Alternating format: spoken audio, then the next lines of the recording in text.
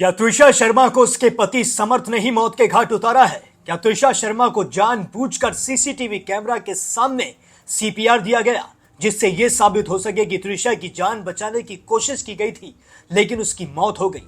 अब त्रिशा शर्मा के केस में इतना बड़ा खुलासा हुआ है जिसे सुनकर सभी के होश उड़ गए। सभी ये सोचने पर मजबूर हो गए कि आखिर एक लड़की के साथ उसके ससुराल वाले ऐसा कैसे कर सकते हैं। बेटी पढ़ाओ बेटी बचाओ, बेटी पढ़ा दी लेकिन बचा नहीं पाए हम। हमारी कोई भी नहीं सुन रहा, कोई भी नहीं सुन रहा और हमारी जान के लिए भी खतरा है यहाँ पर, हमारे लिए जान का खतरा है।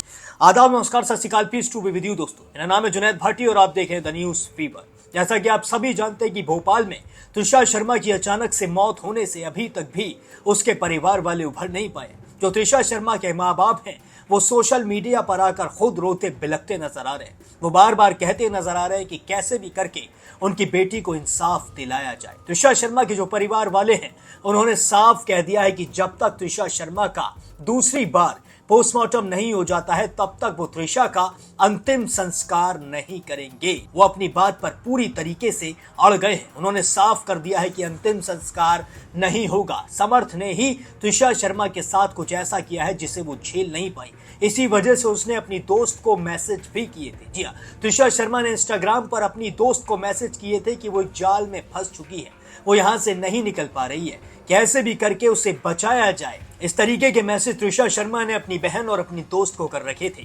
वो बार बार गिड़गिड़ा कर कहती थी कि समर्थ मुझ पर हमेशा शक करता है, मैं इस जंगल में बुरी तरीके से फंस चुकी हूँ। यहाँ पर सभी ऐसे हैं जो मुझे बहुत ज्यादा बदचलन और कैरेक्टर लेस समझते हैं। यहाँ तक कि समर्थ मुझसे ये पूछता है कि तेरे पेट में बच्चा किसका है। जी हाँ, इस तरीके के शब्दों का त्रिशा शर्मा ने अपनी दोस्त और अपनी बहन से चैट में इस्तेमाल किया है। उसने बार बार कहा है कि कैसे भी करके मुझे यहाँ से निकाल लो। और जब त्रिशा शर्मा की मौत हुई है उससे ठीक 20 मिनट पहले त्रिशा शर्मा ने अपनी मां से फोन पर बात भी की है। अपनी मां से फोन पर बात करते हुए त्रिशा शर्मा ने बताया था कि ससुराल में उसके साथ क्या क्या हो रहा है। और 20 मिनट बाद त्रिशा शर्मा की मां को खबर मिलती है उसके ससुराल वालों की तरफ से कि त्रिशा की मौत हो गई है। जी हाँ, इन 20 मिनटों में आखिर ऐसा क्या हुआ कि त्रिशा की जान चली गई। त्रिशा शर्मा की सास जो एक पूर्व जज है, जो एक रिटायर्ड जज है, उनका साफ तौर पर कहना है कि त्रिशा शर्मा ड्रग्स लिया करती थी। उसके हाथ कांपते थे और वो बहुत ज्यादा बीमार भी रहती थी। ड्रग्स लेने की वजह से उसकी जान चली गई, ये कह दिया है त्रिशा शर्मा की सास ने। लेकिन त्रिशा शर्मा के घर वालों का कुछ और ही कहना है। त्रिशा शर्मा के घर वालों का बार बार यही कहना है कि त्रिशा शर्मा की सास अपने रिटायर्ड जज होने का फायदा उठा रही है। और त्रिशा शर्मा का जो पति है समर्थ, उसे लगता है कि मेरी माँ पुरानी जज है, मेरी माँ एक रिटायर्ड जज है, तो इसलिए सिस्टम मेरे हाथ में है, मेरा कोई भी कुछ नहीं उखाड़ सकता है।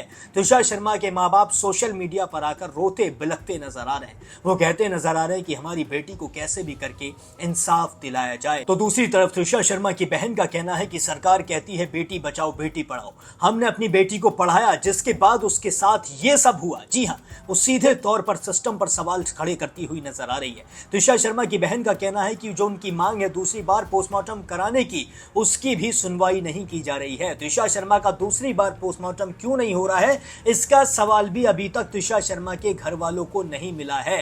त्रिशा शर्मा के घर वालों का कहना है कि अगर त्रिशा ड्रग्स लेती थी तो फिर उसकी फॉरेंसिक जांच कराई जाए। फॉरेंसिक जांच में साफ तौर पर निकल कर आ जाएगा कि सच क्या है और झूठ क्या है।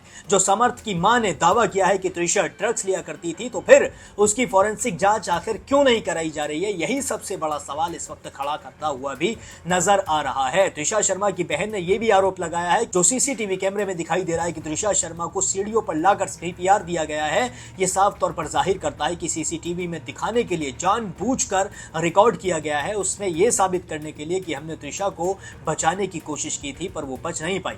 अगर सीपीआर देना ही था तो फिर कमरे में ऊपर क्यों नहीं दिया गया, वो जानबूझकर सीसीटीवी कैमरे के सामने ही क्यों दिया गया, यही सबसे बड़ा सवाल इस वक्त त्रिशा शर्मा की बहन करती हुई नजर भी आ रही है। और त्रिशा शर्मा की बहन ने यह भी कह दिया है कि समर्थ आखिर इतना ज्यादा नॉर्मल कैसे दिख सकता है अपनी बीवी की मौत हो जाने के बाद। अगर किसी की पत्नी की मौत हो जाती है तो फिर उसका पति कहीं ना कहीं एक टेंशन में दिखता है, उसके चेहरे पर शिकन दिखती है, लेकिन समर्थ के चेहरे पर न जरा सी शिकन दिखी और न जरा सा दुख दिखा। और इसी चीज से यह जाहिर होता है कि त्रिशा शर्मा की मौत के पीछे कहीं ना कहीं कोई ऐसा राज जरूर है जिसे छिपाने की पूरी कोशिश की जा रही है। अब आप सुनिए त्रिशा शर्मा के माँ बाप और उनकी बहन का क्या कहना है। एक लड़की की हत्या की एफआईआर महिला थाने तक में भी नहीं लग सकते। महिला थाने पे पैसे सिर्फ खर्च हो रहे हैं, महिलाओं के लिए कुछ हो नहीं रहा है।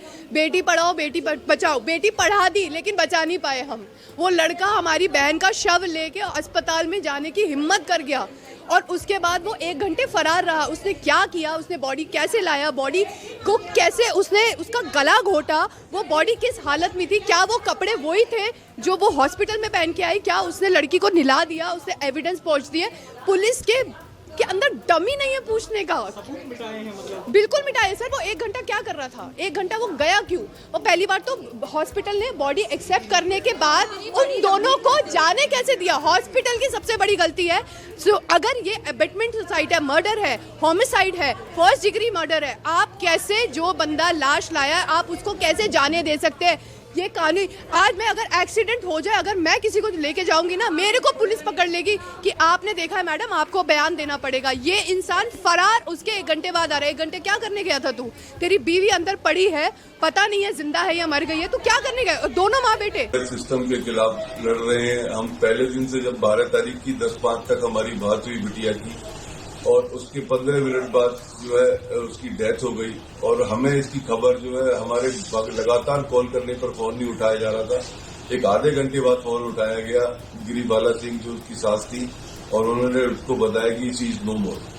और उसके बाद वहां से हम चल दिए हैं, हम यहाँ पर आए हैं। हम 3 दिन तक 4 दिन तक संघर्ष करते रहे। पहली फर्स्ट एफआईआर के लिए हमारी 0 एफआईआर तक नहीं ली जा रही थी, और हमसे ये बोला कि सिस्टम बोल रहा था कि हम बैलेंस बना के चल रहे हैं। हमें ये ज्ञात हुआ कि ये लोकायुक्त, अभी प्रेजेंट लोकायुक्त सत्येंद्र सिंह की फैमिली है ये, और इनके रसूखदार लोग चीफ जस्टिस सिस्टम में बैठे हुए हैं, मेडिकल्स में बैठे हुए हैं, सारी जगह बैठे हुए हैं।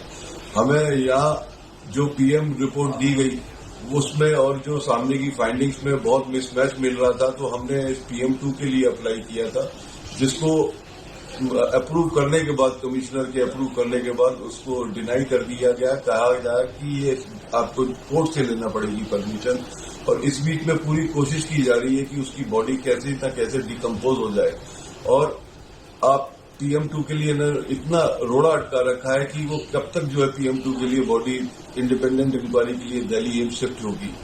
मुझे यहाँ न्याय की उम्मीद कम है, क्योंकि यहाँ सारे लोग, सारा सिस्टम जो है इनके साथ में जुड़ करके काम कर रहा है। यहाँ पर हम इधर उधर भटक रहे हैं, लेकिन हमारी कोई भी नहीं सुन रहा, कोई भी नहीं सुन रहा, और हमारी जान के लिए भी खतरा है यहाँ पर। हमारे लिए जान का खतरा है।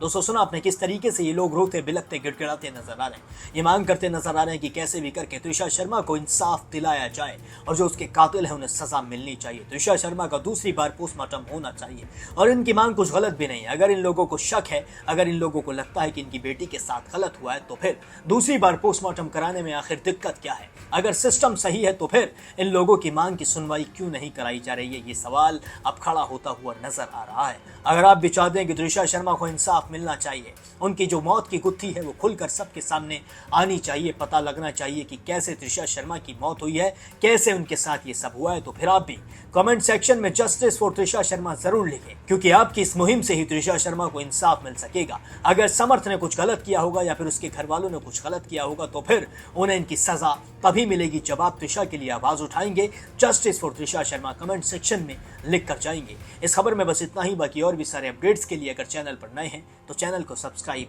जरूर कर लें।